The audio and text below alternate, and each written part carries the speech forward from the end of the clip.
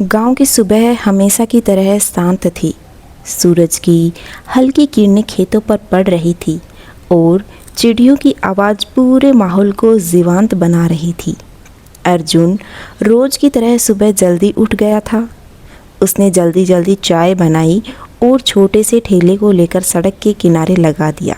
लेकिन आज उसके चेहरे पर थोड़ी सी चिंता थी। कल रात उसके पिता की तबीयत अचानक खराब हो गई थी और घर में दवाइयों के पैसे भी नहीं थे। अर्जुन चुपचाप चाय बनाते हुए सोच रहा था, क्या मैं अपने परिवार का सहारा बन पाऊंगा?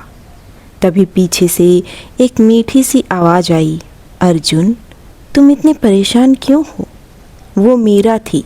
मीरा ने अर्जुन के चेहरे पर उदासी देख ली थी।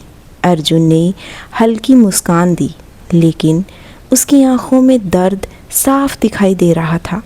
उसने धीरे से कहा, पिताजी की तबीयत ठीक नहीं है और मेरे पास इलाज के पैसे भी नहीं हैं। मीरा ने बिना एक पल सोचे कहा, अर्जुन मैं तुम्हारे साथ हूँ, हम मिलकर हर मुश्किल का सामना करेंगे। मीरा की बात सुनकर अर्जुन के दिल में एक नई उम्मीद जाग गई। उसे लगा जैसे कोई उसके साथ खड़ा है जो उसे गिरने नहीं देगा। अचानक आई बड़ी मुश्किल।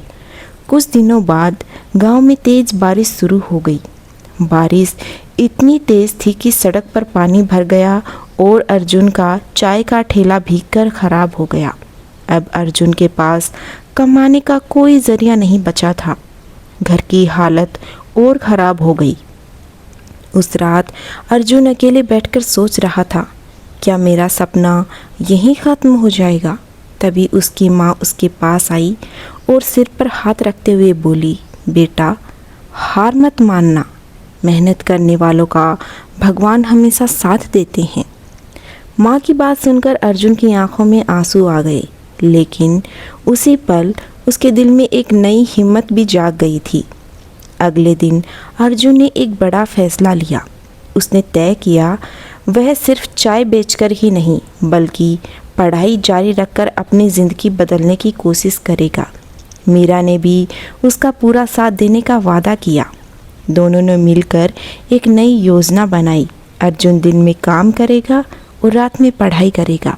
अर्जुन ने अपने दिल में ठान लिया, मैं अपनी गरीबी को अपनी कमजोरी नहीं अपनी ताकत बनाऊंगा। उस रात अर्जुन किताब खोलकर पढ़ाई शुरू करता है, लेकिन तभी अचानक उसके मोबाइल पर एक कॉल आती है। कॉल उठाते ही उसकी आंखें चौड़ी हो जाती हैं। क्या अर्जुन को कोई बड़ा मौका मिलने वाला है या फिर एक नई परेशानी उसका इंतज़ार कर रही है? इसका जवाब आपको मिलेगा एपिसोड 3 में। एपिसोड 3 सुनने के लिए आप हमारे चैनल को ज़रूर से सब्सक्राइब कर लें। आज की कहानी को हम यहीं पर विराम देते हैं। धन्यवाद।